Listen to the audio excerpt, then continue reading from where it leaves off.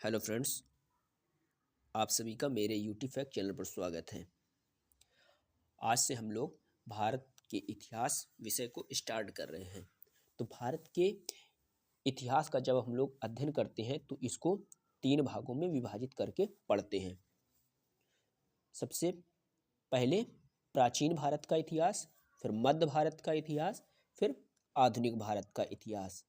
तो प्राचीन भारत का इतिहास जो हम लोग पढ़ते हैं, मानव के आगमन से लेकर जब भारत में 712 ईस्वी में मोहम्मद कासिम आता है, उसके बीच के कालखंड को प्राचीन भारत के अंतर्गत पढ़ा जाता है। फिर इसके बाद हम लोग पढ़ते हैं मध्यकालीन भारत। मध्यकालीन भारत का जो कालखंड है वो 712 ईस्वी से लेकर 1707, जो 1707 जो वर्ष है, इस वर्ष मुगल बादशाह औरंगजेब की मृत्यु हुई थी। तो कुछ इतिहासकार 712 से लेकर 1707 ईस्वी तक के काल को मध्यकालीन भारत के रूप में वर्गीकृत करते हैं। इसी प्रकार से कुछ इतिहासकार जो हैं 712 ईस्वी से लेकर 1757 ईस्वी के कालखंड को ही मध्यकालीन भारत के रूप में वर्गीकृत करते हैं, क्योंकि 1757 की जो घटना है यह बहुत ही परिवर्तन एवं युगांतकारी घटना थी। तो ये जो घटना हुई थी इसे प्लासी की घटना कहा जाता है, जिसमें अंग्रेजों ने भारतीय जो राजा थे उनको पराजित किया था, जिससे यहाँ पर भारतीय क्षेत्र में अंग्रेजों की प्रभुसत्ता स्थापित होने की एक प्रारंभिक जीत थी। तो सबसे पहले उन्होंने क्या किया था, बंगाल के नवाब को षड्यंत्र के माध्यम से पराजित किया था। वही जो घटना 1757 में घटित हुई थी उसे प्लासी की घटना कहा जाता है। तो मध्यकाल जो है 712 ईस्वी से लेकर कुछ इतिहासकार 1707 ईस्वी तक के काल को मध्यकाल कहते हैं। कुछ इतिहासकार मोहम्मद बिन कासिम से लेकर 1757 प्लासी की घटना तक के काल को मध्यकाल के रूप में वर्गीकृत करते हैं। इसी प्रकार से जब हम लोग 1707 ईस्वी लेते हैं तो 1707 से लेकर 1947 जब देश स्वतंत्र हुआ तो उसके बीच के कालखंड को हम लोग आधुनिक भारत के रूप में वर्गीकृत करके पढ़ते हैं। इसी प्रकार से जब डेडलाइन ली जाती है 1757 प्लासी की घटना को आधार बनाया जाता है, तो 1757 से लेकर 1947 तक के कालखंड को आधुनिक भारत के रूप में वर्गीकृत किया जाता है। तो ये हो गया साम्राज्यवादी इतिहासकारों ने जो भारत के इतिहास का विभाजन किया है। इसके बाद साक्ष्य एवं सामग्रियों के आधार पर जो उत्खनन से सामग्री प्राप्त हुई है उसके आधार पर भी भारत के इतिहास का वर्गीकरण किया जाता है। तो जब साक्ष्य के आधार पर भारत के इतिहास का वर्गीकरण किया जाता है तो इसे 3 कालखंडों में विभाजित किया जाता है। सबसे पहले कालखंड को कहा जाता है प्राग ऐतिहासिक काल। फिर इसके बाद दूसरा जो कालखंड आता है उसे आद्य ऐतिहासिक काल। फिर तीसरा जो काल आता है उसे ऐतिहासिक काल कहा जाता है। जो प्राग ऐतिहासिक काल है इसे प्री हिस्टोरिक काल भी कहा जाता है। तो प्री हिस्टोरिक काल में इसमें जो साक्ष्य प्राप्त हुए हैं उत्खनन से तो उन्हें कहा जाता है पुरातात्विक साक्ष्य। तो उत्खनन से जो सामग्री प्राप्त हुई है तो उसमें पाषाण से संबंधित ज़्यादा साक्ष्य प्राप्त हुए हैं। यहाँ पर इस समय का मानव जो था, पुरापाषाणकालीन मानव जो था, ये लिखना पढ़ना नहीं जानता था, अर्थात इनकी कोई लिपि प्राप्त नहीं होती है। तो जिससे यहाँ पर जो साक्ष्य प्राप्त होते हैं केवल पुरातात्विक साक्ष्य प्राप्त होते हैं और लिखित सामग्री प्राप्त नहीं होती है। तो इस कालखंड को प्राग ऐतिहासिक काल को पढ़ते हैं। मानव के आगमन से लेकर 3000 BC के कालखंड के बीच को प्राग ऐतिहासिक काल कहा जाता है। इसमें जो जानकारी प्राप्त होती है मुख्य आधार है पत्थर से प्राप्त जानकारी, जिसके कारण इस काल को पाषाण काल या स्टोन एज भी कहा जाता है। तो ये हो गया प्राग ऐतिहासिक काल। इसके बाद आद्य ऐतिहासिक काल जो है इसमें उत्खनन से प्राप्त जो सामग्री है, उत्खनन से प्राप्त सामग्री या पुरातात्विक साक्ष्य जो प्राप्त होते हैं उससे जानकारी प्राप्त होती है।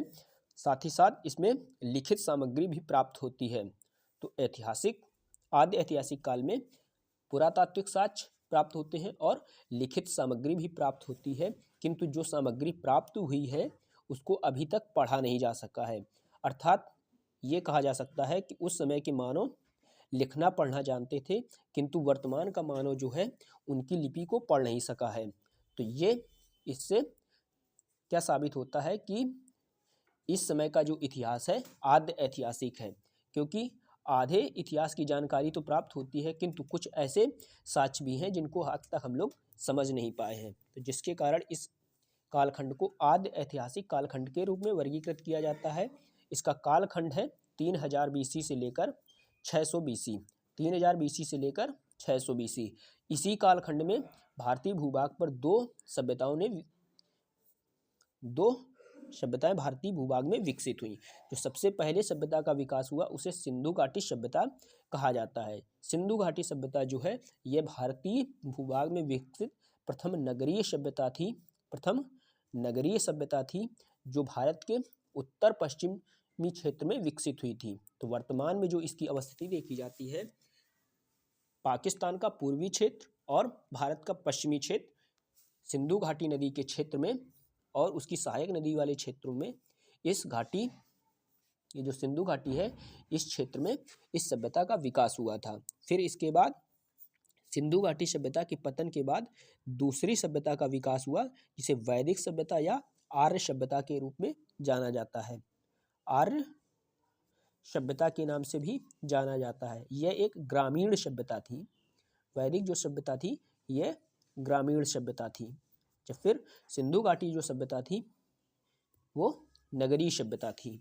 फिर इसके बाद ये हो गया आद्य ऐतिहासिक। आद्य ऐतिहासिक के बाद हम लोग देखते हैं ऐतिहासिक काल। तो ऐतिहासिक काल में जो साक्ष्य प्राप्त होते हैं वो पुरातात्विक साक्ष्य प्राप्त होते हैं। साथ ही साथ इसमें लिखित सामग्री भी प्राप्त होती है। जो लिखित सामग्री प्राप्त हुई है उसको पढ़ा भी जा सका है।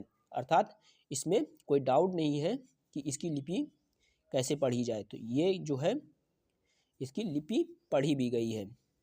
तो साथ ही साथ इसमें कुछ विदेशी जो इतिहासकार हैं उन्होंने जो विवरण लिखे हैं तो उनके माध्यम से इस कालखंड की जानकारी प्राप्त होती है। तो इसका जो काल विभाजन है इसका 600 बीसी से लेकर इसके बाद का जो समय है वो ऐतिहासिक काल के रूप में वर्गीकृत किया जाता है। तो हम लोगों ने देखा सबसे पहले भारत का विभाजन देखा। जो साम्राज्यवादी इतिहासकार हैं उनके माध्यम से, जो साम्राज्यवादी इतिहासकार हैं उन्होंने भारतीय इतिहास को 3 कालखंडों में विभाजित किया। सबसे पहले उन्होंने जो भारतीय या सनातन संस्कृति से संबंधित लोग थे उन लोगों ने कहा कि ये लोग प्राचीन लोग हैं। फिर इसके बाद जो मुगलिया सल्तनत या जो मोहम्मद बिन कासिम था उसके आगमन से लेकर औरंगजेब की मृत्यु तक के कालखंड को उन्होंने मध्यकाल के रूप में वर्गीकृत किया। फिर जब अंग्रेजों का भारत में आगमन होता है या यूरोपीय लोगों का भारत में आगमन होता है तो उन्होंने अपने आप को आधुनिक घोषित करने के लिए उन्होंने ही भारतीय इतिहास को इस प्रकार से वर्गीकृत किया था। तो औरंगजेब की मृत्यु से लेकर या प्लासी की घटना के बाद से 1947 तक के कालखंड को उन लोगों ने आधुनिक भारत के रूप में वर्गीकृत किया। तो ये हो गया भारत के इतिहास का वर्गीकरण। फिर इसके बाद हम लोग नेक्स्ट वीडियो में देखेंगे क्रमवार से तरीके से इसका अध्ययन करेंगे। सबसे पहले हम लोग देखेंगे प्राचीन भारत का इतिहास, फिर इसके बाद हम लोग देखेंगे मध्य भारत का इतिहास, फिर इसके बाद हम लोग देखेंगे आधुनिक भारत का इतिहास। वीडियो अच्छा लगा हो तो वीडियो को लाइक करें, कमेंट करें, शेयर करें तथा बेल आइकन को जरूर प्रेस कर लीजिए ताकि सबसे पहले वीडियो आप तक पहुंच सके। थैंक यू, धन्यवाद।